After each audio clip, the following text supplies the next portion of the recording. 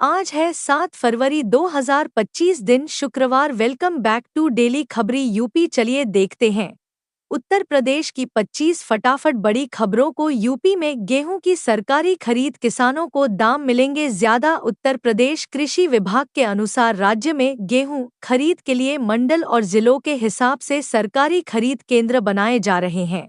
इस बार करीब 7,000 खरीद केंद्रों पर किसान अपनी गेहूं उपज की बिक्री कर सकेंगे। किसानों को पिछली बार की तुलना में इस बार ₹1 प्रति क्विंटल बढ़ाकर दाम मिलेगा। यूपी में गेहूं की सरकारी खरीद, किसानों को दाम मिलेगा ज्यादा। सीएम योगी के शहर में बनेगा 100 करोड़ की लागत से आधुनिक बस टर्मिनल, यात्रियों को मिलेंगी सुविधाएं। गोरखपुर में करोड़ की लागत से आधुनिक बस टर्मिनल बनेगा। उत्तर प्रदेश राज्य सड़क परिवहन निगम ने गोरखपुर बस स्टेशन के नवनिर्माण के लिए एजेंसी नामित कर दी है। नक्शा तैयार करने की प्रक्रिया भी आरंभ हो गई है। गोरखपुर का बस स्टेशन भी उत्तर प्रदेश के आलमबाग या गुजरात के राजकोट की तर्ज पर बनेगा। योगी सरकार ने किसानों के लिए खोला खजाना, सोलर पंप पर भारी अनुदान। सरकार अब किसानों की मदद के लिए एक नई योजना लेकर आई है, जिसमें सोलर पंप लगाने पर भारी अनुदान दिया जा रहा है। किसानों को सिर्फ थोड़ी रकम खर्च करनी होगी, बाकी का पैसा सरकार देगी। यह योजना खासकर उन किसानों के लिए फायदेमंद होगी जो बिजली के बढ़ते बिल से परेशान हैं। महिला कंडक्टर भर्ती के लिए नोएडा में 17 फरवरी को रोजगार मेला। 12वीं पास को मौका। उत्तर प्रदेश के परिवहन निगम में 5,000 पदों पर महिला कंडक्टर्स की भर्ती के लिए रोजगार मेले का आयोजन किया जा रहा है। इस क्रम में यूपी के नोएडा में 17 फरवरी को रोजगार मेला लगेगा। महिला कंडक्टर की इस भर्ती में अभ्यर्थियों का चयन जॉब फेयर के माध्यम से किया जा रहा है। ऐसे में जो महिला अभ्यर्थी उत्तर प्रदेश परिवहन निगम में नौकरी करना चाहते हैं, उनके लिए यह जॉब लेने का बढ़िया मौका होने वाला है। पुलिस ने शुरू की ऑफिस प्रणाली, सरल होगा काम। पुलिस विभाग ने जिले में की ऑफिस प्रणाली शुरू कर दी है। इससे कार्यालयों का काम सरल होगा, साथ ही पारदर्शिता बनी रहेगी। डीजीपी के निर्देश पर एसएसपी संजय कुमार वर्मा ने यह ऑफिस प्रणाली की व्यवस्था शुरू की है। नई व्यवस्था से कार्यालयों में की जा रही संपूर्ण कार्यवाही को कागज रहित कर दिया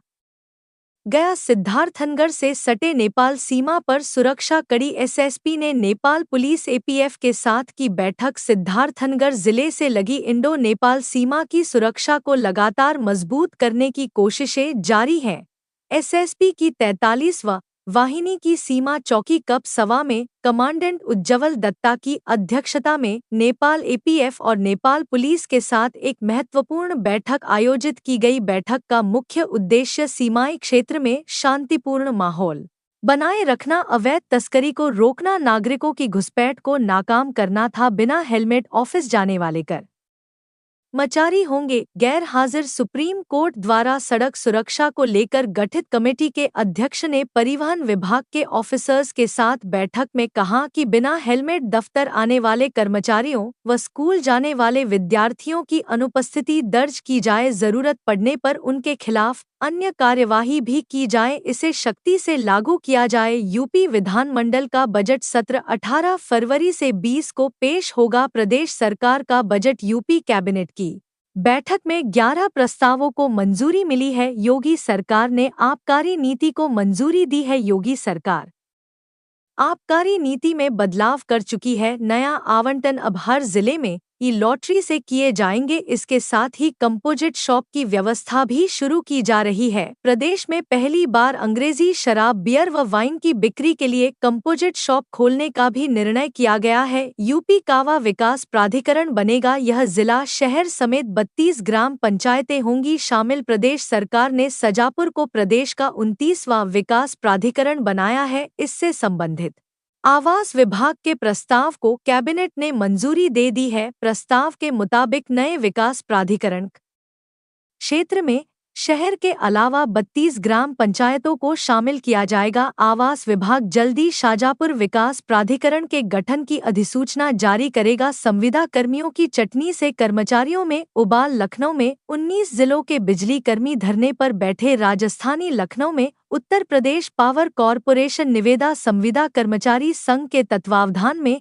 बृहस्पतिवार को लखनऊ समेत 19 जिलों के संविदा बिजली कर्मियों ने छटनी के विरोध में धरना देकर प्रदर्शन किया। प्रदर्शनकारियों ने 55 साल की उम्र पूरी करने वाली जिन संविदा कर्मियों की छटनी कि उनको वापस लेकर आदेश को निरस्त करने की आवाज उठाई। जीडीए की राप्ती नगर टाउनशिप और स्पोर्ट सिटी योजना में भूखंडों का आवंटन। लोगों के खिले चेहरे। गोरखपुर विकास प्राधिकरण की राप्ती नगर टाउनशिप और स्पोर्ट सिटी योजना में घर बनवाने की आस पाले 2500 से अधिक आवेदकों में से कई के चेहरों के भाव बदलते रहे। सभागार में ई लॉटरी से भूखंडों का आवंटन हुआ। इस दौरान कई आवंटी सभागार में मौजूद रहे तो कई अपने घर या कार्यस्थल पर मोबाइल पर आवंटन मैसेज के आने का बेसब्र से इंतजार करते रहे। 87 गांव के किसानों के बल्ले बल्ले मुआवजे के साथ मिलेगा बड़ा लाभ। दादरी नोएडा गाजियाबाद इन्वेस्टमेंट रीजन के रूप में विकसित होने वाला नया नोएडा में 77 गांव के किसानों से जमीन समझौते के आधार पर ली जाएगी। इसकी खासियत यह होगी कि समझौता पत्र का अनुबंध न करते ही किसानों को उनके मुआवजे की चेक के साथ जमीन अधिग्रहण की एवज में प्राधिकरण से मिलने वाले विकसित 5 प्रकार आवासीय भूखंड का आवंटन पत्र भी दिया जाएगा। 8 फरवरी को सक्रिय होगा ताजा पश्चिमी विक्षोभ। मौसम में करेगा बड़ा उलटफेर। आईएमडी ने मौसम को लेकर अपडेट किया है, जिसके अनुसार 8 फरवरी को पश्चिमी विक्षोभ सक्रिय होगा, जिसके कारण मौसम में परिवर्तन आएगा। अधिकतम तापमान 23.8 डिग्री रहने का अनुमान है, जो सामान्य से 6 डिग्री अधिक है, जबकि न्यूनतम तापमान 10.6 डिग्री रहने का अनुमान है, जो सामान्य से 1.9 डिग्री अधिक है। कृषि मौसम वैज्ञानिक डॉक्टर SN सुनील पांडे ने बताया कि कानपुर मंडल सहित गंगा के मैदानी भागों में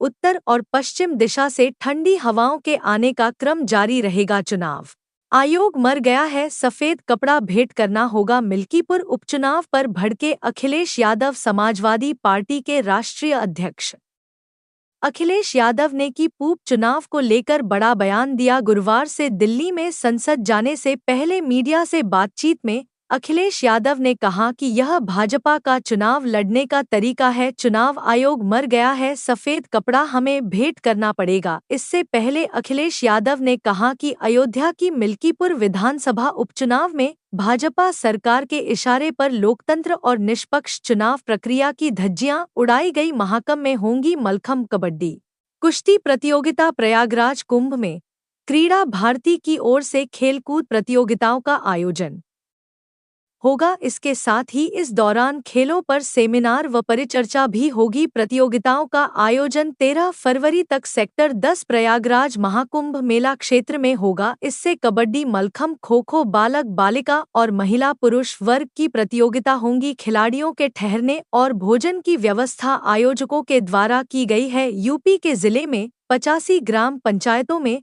बड़ी गड़बड़ी, सिर्फ कागजों पर काम। यूपी के गोंडा जिले में 85 ग्राम पंचायतों में बड़ी गड़बड़ी फंस गई है। यहाँ के अलग अलग ब्लॉक में स्थित लगभग 85 ग्राम पंचायतें ऐसी हैं जहाँ पर सिर्फ कागजों में काम कराए जाने का आरोप लगाया जा रहा है। आरोपों से घिरी ऐसी पंचायतों के ग्राम प्रधानों और ग्राम पंचायत सचिवों को प्रशासन की तरफ से नोटिस जारी किया गया है, जिनसे निर्धारित तिथियों में जवाब मांगा गया। यूपी में 10.36 करोड़ बच्चे खाएंगे पेट के कीड़े मारने की दवा। राष्ट्रीय कृमि मुक्ति दिवस के मौके पर यूपी में 10 फरवरी को 1 से 19 साल के बच्चे, किशोर और युवा पेट के कीड़े मारने की दवा एल्बेंडाजोल खाएंगे। स्वास्थ्य विभाग ने इस बार 10.36 करोड़ बच्चों को इस अभियान के तहत कवर करने का लक्ष्य रखा है। 10 फरवरी को वंचित रह जाने वाले बच्चों को 14 फरवरी को मोप अप राउंड में दवा खिलाई जाएगी। हाथ में हथकड़ी डालकर भेजना अमान भी। बहुजन समाज पार्टी के प्रमुख मायावती ने अमेरिका द्वारा 104 भारतीय नागरिकों को निर्वासित किए जाने को लेकर कड़ा विरोध जताया। उन्होंने इस घटना को अति दुखद और देश के स्वाभिमान को ठेस पहुंचाने वाला बताया। मायावती ने कहा कि कैदियों से भी बदतर हालत में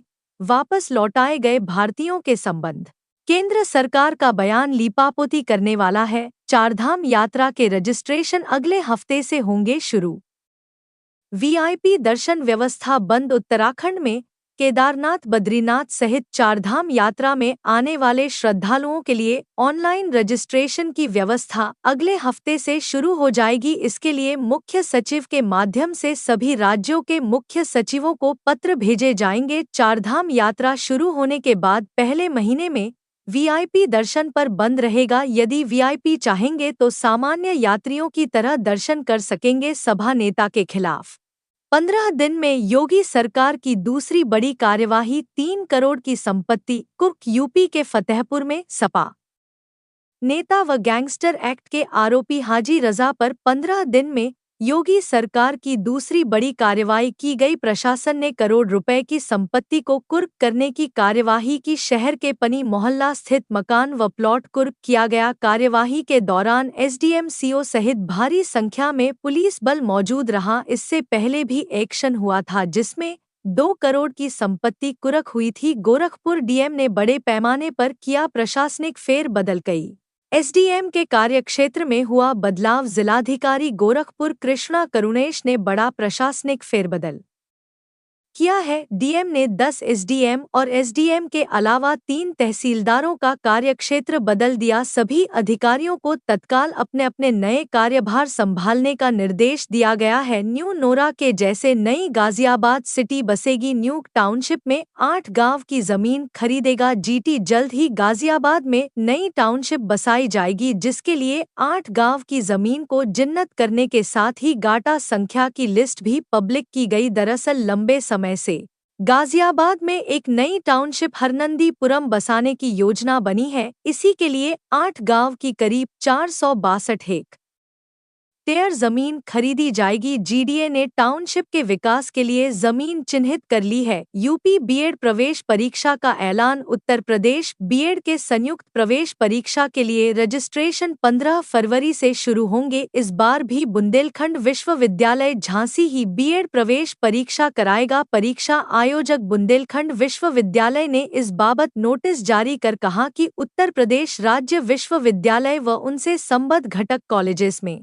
शैक्षणिक सत्र 2025-27 के बीएड कोर्स में दाखिले के लिए राज्य स्तरीय 2 वर्षीय बीएड संयुक्त प्रवेश परीक्षा 2025 के लिए ऑनलाइन आवेदन पर 15 फरवरी 2025 से 15 मार्च 2025 के बीच लिए जाएंगे। टीम इंडिया ने तूफानी अंदाज में जीता नागपुर ओडीआई मैच। इंग्लैंड को पूरी तरह से धोया। भारत ने इंग्लैंड को सीरीज के पहले वनडे मैच में 4 विकेट से हरा दिया। पहली बैटिंग करते हुए इंग्लैंड ने 249 रन का लक्ष्य दिया था। जवाब में भारतीय टीम ने 38.4 ओवर में मैच अपने नाम कर लिया। शुभमन गिल ने सबसे ज्यादा 87 रन की पारी खेली। इसके अलावा श्रेयस अय्यर ने 59 और अक्षर पटेल ने 52 रन बनाए। इनकम टैक्स पर नए बिल को मंजूरी देगी सरकार। टैक्स पेयर्स को मिलेगी राहत। टैक्स सिस्टम को आसान और पारदर्शी बनाने के लिए केंद्र सरकार नया इनकम टैक्स बिल लेकर आ रही है। इस बिल को आज 7 फरवरी को होने वाली कैबिनेट की बैठक में मंजूरी मिलने की संभावना है। इस मंजूरी के बाद अगले हफ्ते लोकसभा में बिल को पेश किया जा सकता है। बता दें कि इनकम टैक्स से जुड़े नए बिल के पास होने से टैक्स भरना आसान होगा। तो ये थी आज की 25 फटाफट बड़ी खबरें।